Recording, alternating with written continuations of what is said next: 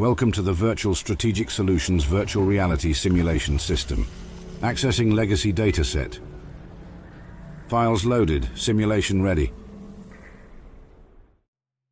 Hailing from a German-speaking country and blind from birth, Hugo was raised by his father to take over the family business.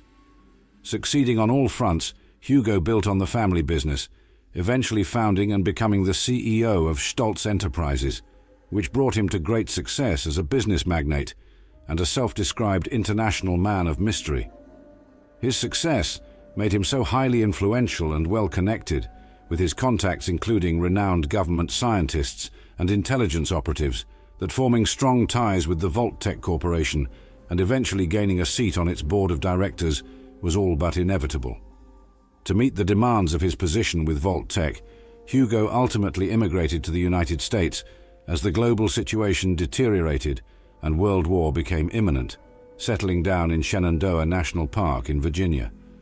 Hugo had previously been to the US many times. In fact, it was there that he met his wife Cassidy, the love of his life. Cassidy became an inseparable part of Hugo's life, partners in business as well as in family, someone who kept him focused and level-headed. This was plain to all of his employees. Anytime Hugo made the rounds while Cassidy was there, Hugo took care to be especially respectful. He would be willing to do anything for her, an open secret. Meanwhile, to outsiders, Hugo was just another one of the cutthroat businessmen that plagued pre-war society, even if some claimed that ruthlessness was necessary for survival. As a member of Vault-Tec's board of directors, Hugo had the grand vision of not only preserving, but leading humanity through the post-war world. He made considerable effort to put together a sales pitch to the other directors to become the overseer of a vault. The effort took significant maneuvering on his and Cassidy's parts, Hugo with the money and Cassidy with the people, including snatching up whatever promising research he could find to sweeten the pot for Vault-Tec. The military's recently shuttered Atlas program was one such tool, a last-minute addition to the pitch. The effort paid off, and soon Hugo was appointed as overseer of Vault 63 to be built to his own specifications underneath Shenandoah National Park. The Stolz's talents were essential in building Vault 63. He elected to build it on the site of Dark Hollow Falls, inhabited by an impoverished community. Its residents successfully resisted attempts by the United States government to seize their land via eminent domain and expand the Shenandoah National Park. The residents initially refused to sell the land to Stolz, so he and Cassidy turned to subtler means. In an age of looming nuclear war, he offered the residents security and guaranteed spots in Vault 63. Citing security concerns, he persuaded the Dark Hollow denizens to accept a simple handshake deal in place of a written contract, which they accepted. Him personally negotiating and dealing with them was a key factor. However, neither Stolz planned to follow through on the deal. While Cassidy arranged for movers and trucks to help the community leave the falls, any communication with the displaced residents was reviewed by lawyers to ensure it was non-binding. Construction proceeded, with the old dwellings torn down and the Dark Hollow remodeled to host the Vault's atrium and Stolz's Dark Hollow Manor topside. The Vault was notorious for its size, stretching beneath the entire region, and Stolz planned to use it as a research complex regardless of the looming nuclear war. Another piece of notoriety was feature creep, as even when construction lagged behind, Stolz insisted on increasing the scope of the vault. However, in contrast with other moguls, Stolz also planned to onboard the construction team as maintenance and security after its completion. A different fate was intended for the former denizens of Dark Hollow Falls.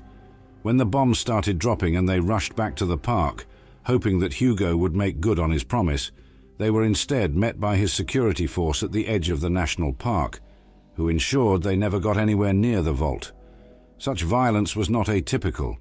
Hugo and Cassidy were not above hiring assassins to eliminate people who got in the way, be they an employee with a conscience or their daughter's communist girlfriend.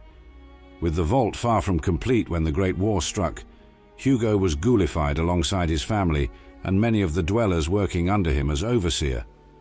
The condition was a blessing in disguise in some ways, but a curse in others. Though their newfound immortality allowed them to reprioritize their needs, it came at a price. Soon, The ghouls began to experience the deterioration into going feral, with Hugo's brother August being one of the first. Cassidy too began to deteriorate. Terrified at the thought of losing her, Hugo became desperate to restore their connection. No avenue of research had found a way to prevent feralization, apart from one. Exposure to the weather machine was found to briefly alleviate feralization. Impatient and desperate, in the year 2095, Hugo brought Cassidy to the machine and activated it for the first time, at full power. The result was that Cassidy was brought into a coma, and some of the effects of the weather machine seemed to quell ghoul feralization. This activation also resulted in the creation of the first Lost. Dwellers of Vault 63 mutated from their exposure to such high energy and rendered into a state of violent psychosis. Hugo was changed alongside them, but retained his connection to reality, being the one who activated the machine. Suddenly, he gained the ability to see, perceiving the world in pulses and wavelengths as a universe of violent synaptic connections, carving out and outlining every object and person. What drove other Lost mad was a blessing to him. In 2105, Hugo decided to activate the machine once more. Although Cassidy did not awaken from her coma, Hugo felt a mental connection to her. The second activation worsened the situation in the vault and the entire region, as it caused a massive thunderstorm and violent earthquakes around Shenandoah that caved in Vault 63's tram tunnels and exposed parts of it to the surface, allowing the Lost to escape onto the surface. Hugo now wishes to activate the machine a third time. He has been guiding his daughter Audrey to fix the weather machine, which was rendered unoperational after the second activation, and his niece Hilda to study his mutation, which would allow him to reconfigure the machine so that he can spread his influence to all the Lost.